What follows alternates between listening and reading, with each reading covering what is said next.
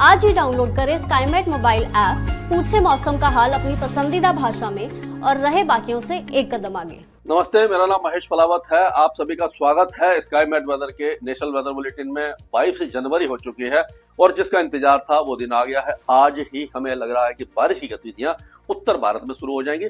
पहाड़ों पर ऑलरेडी बारिश और स्नोफॉल शुरू हो चुका है। वेस्टर्न डिस्टर्बेंस सक्रिय होने वाला है और ये जो वेस्टर्न डिस्टर्बेंस है जम्मू कश्मीर में पहुंच चुका है। इसके प्रभाव से एक चक्रवाती हवाओं का क्षेत्र बन चुका है जो पूर्वी और उत्तर पूर्वी राजस्थान के ऊपर दिखाई दे रहा है। पहले ये पश्चिमी राजस्थान और पाकिस्तान के आसपास बना हुआ था।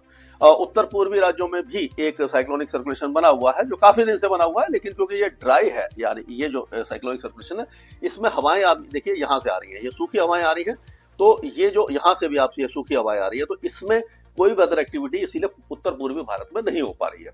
और वेस्टर्न डिस्टर्बेंस आपको मालूम है कि अक्टूबर से शुरू होते हैं, कमजोर होते हैं, नवंबर में थोड़ा इंटेंस होते हैं, दिसंबर और जनवरी में सबसे ज्यादा स्ट्रॉन्ग वेस्टर्न डिस्टर्बेंस आते हैं, फरवरी में भी अच्छे आते रहते हैं और मार्च अप्रैल में जाकर के ये फिर से अपर लैटिट्यूड की तरफ शिफ्ट हो जाते हैं। तो ये जो मौसम है इसमें जो विंटर रेन है और स्नोफॉल है वो काफी अच्छा होता है, लेकिन पिछले साल की तुलना में तो अच्छा हो रहा है स्नोफॉल, लेकिन वो जो एक्चुअल स्नोफॉल, हैवी स्नोफॉल होता है वो अभी तक देखने को नहीं मिला है। हालांकि कुछ इलाकों में अच्छी बर्फबारी हो चुकी है, तो इसका इंतजार है। और अभी भी वेस्टर्न डिस्टर्बेंस का तांता रुका नहीं है। आपको मालूम है कि फरवरी तक ये वेस्टर्न डिस्टर्बेंस चलते रहेंगे और स्नोफॉल होता रहेगा। आज 22 और 23 तारीख को अच्छा स्नोफॉल होने की संभावना है। कल जो बर्फबारी होगी वो उत्तराखंड और हिमाचल प्रदेश में भारी बर्फबारी हो सकती है। शिमला और कुल्लू मनाली ये सारे इलाके भी बर्फबारी देख सकते हैं। मुक्तेश्वर वगैरह जो आपका उत्तराखंड में है यहाँ पर भी अच्छा स्नोफॉल होने की संभावना हमें नजर आ रही है। और आज से ही मौसम बदलने लगेगा, बादल ऑलरेडी आने लगे हैं, आपने देखा होगा। तो अब जो पंजाब, हरियाणा, दिल्ली, पश्चिमी उत्तर प्रदेश, उत्तरी राजस्थान में, उत्तर पूर्वी राजस्थान में बारिश की गतिविधियां शुरू हो जाएंगी। तो ये उसके बाद जब मौसम बदलेगा तो क्या होगा कि जब वेस्टर्न डिस्टर्बेंस हट जाएगा 23 तारीख के बाद से, तो ये 24 तारीख से ये उत्तरी हवाएं जो चलने लगेंगी, तो आप देखेंगे कि ये पंजाब, हरियाणा, दिल्ली, राजस्थान, गुजरात और मध्य प्रदेश के कुछ इलाके यहाँ पर जो फिर से टेम्परेचर गिरेंगे, क्योंकि यहाँ पर स्नोफॉल हो चुका होगा और ये वेस्टर्न डिस्टर्बेंस आगे चला जाएगा। जो हवाएं बदल रही थी, ये जो हवाएं थी आपने देखा कि ये जो घूम के हवाएं आ रही है, तो ये बदल जाएंगी, यानी कि ये जो उत्तरी हवाओं को रोके हुए है, जैसे ही आगे आएगा तो उत्तरी हवाएं शुरू हो जाएंगी इस तरह से। अगर इसको हम वैसे मैप में देखें, ये देखते हैं, इसमें यहाँ पर देखते हैं, तो इसमें हम देखेंगे ये जगह पर, यहाँ पर, तो इस तरह से देखते हैं। ये आपको दिखाऊं मैं, ये तो इसको हम आगे चलते हैं। ये मैप है, इसमें आप देखिए कि ये जो हवाएं हैं, ये उत्तरी हवाएं लगातार आपको दिखाई देंगी। ये आएंगी और ये यहां तक आएंगी, यानी कि उत्तर प्रदेश, बिहार तक, और ये पूरे इलाके में उत्तरी हवाएं आना शुरू हो जाएंगी। तो टेम्परेचर जो है उत्तर और पूर्वी भारत के गिरेंगे, लेकिन एंटी साइक्लोन जो उड़ीसा के ऊपर है वो फिर से विदर्भ के ऊपर आ जाएगा। तो क्या होगा कि हवाएं घूमेंगी, तो उससे ये घड़ी की जहां पर जब घूमेंगी घड़ी की दिशा में, तो ये महाराष्ट्र और तेलंगाना और आंध्र प्रदेश, यहाँ पर जो टेम्परेचर है वो फिर से बढ़ना शुरू हो जाएंगे। तो जो सर्दी है वो केवल उत्तर और पूर्वी भारत में ही आपको दिखाई देगी। तो ये एक थोड़ा सा चेंज दिखाई दे रहा है।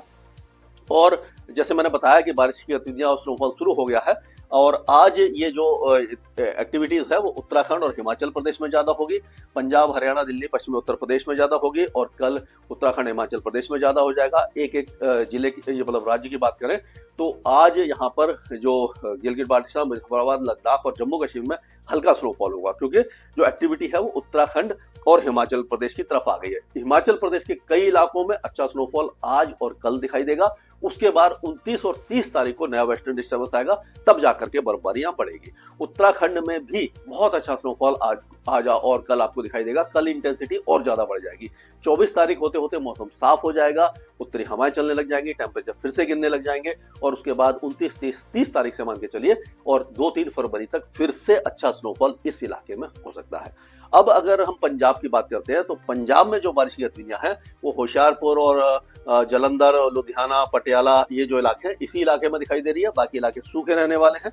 उसी तरह से अगर हरियाणा की बात करते हैं तो हरियाणा में भी सिरसा, फतेहाबाद, हिसार यहाँ पर चांसेस कम दिखाई दे रहे हैं। पंचकुला, अंबाला, कुरुक्षेत्र, करनाल, यमुनानगर, पानीपत, सोनीपत, रोहतक, झज्जर, रेवाड़ी, गुरुग्राम, पलवल और फरीदाबाद में तो चांसेस दिखाई दे रहे हैं। और उसी तरह से दिल्ली एनसीआर में भी अच्छी बारिश की संभावना नजर आ रही है।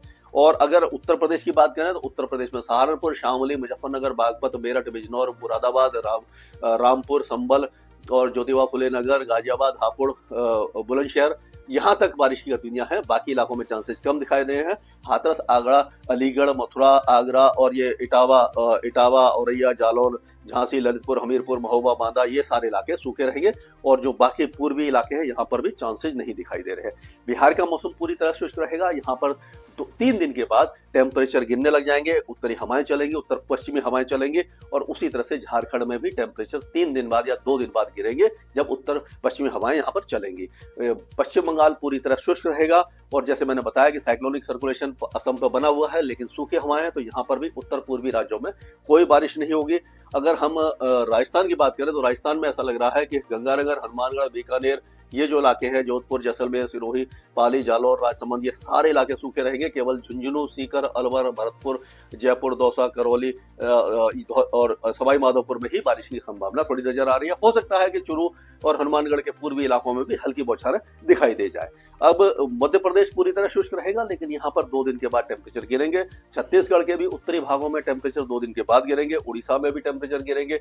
और गुजरात में जो तापमान है काफी तेजी से गिरने वाले हैं 2 दिनों के बाद, और फिर से सर्दी आ जाएगी। हालांकि मौसम सूखा रहेगा। महाराष्ट्र में 2 दिनों के दौरान तो टेम्परेचर बढ़ेंगे, उसके बाद थोड़ी देर के लिए गिरेंगे, उसके बाद फिर जैसे मैंने बताया कि एंटी साइक्लोन आ जाएगा तो तापमान फिर बढ़ेंगे। अब हम कह सकते हैं कि महाराष्ट्र के लिए जो सर्दी का मौसम है लगभग खत्म हो चुका है। उसी तरह से तेलंगाना और आंध्र प्रदेश में कोई वेदर एक्टिविटी नहीं रहेगी, मौसम साफ रहेगा। कर्नाटक का मौसम भी पूरी तरह साफ रहेगा। और अगर केरल की बात करें तो केरल के दक्षिणी इलाकों में बहुत हल्की बारिश होगी। तमिलनाडु में भी बारिश की संभावना काफी कम हो गई है। हल्की बारिश कोस्टल और दक्षिणी तमिलनाडु में हो सकती है। लक्षद्वीप में भी बारिश की संभावना कम है। और अंडमान और निकोबार द्वीप समूह का मौसम लगभग शुष्क बना रहेगा। स्काईमेट वेदर में अभी के लिए मौसम से जुड़ी सटीक जानकारी और खबरों के लिए हमारे YouTube चैनल को सब्सक्राइब करें और बेल आइकन दबाकर हर खबर पर रखें नजर।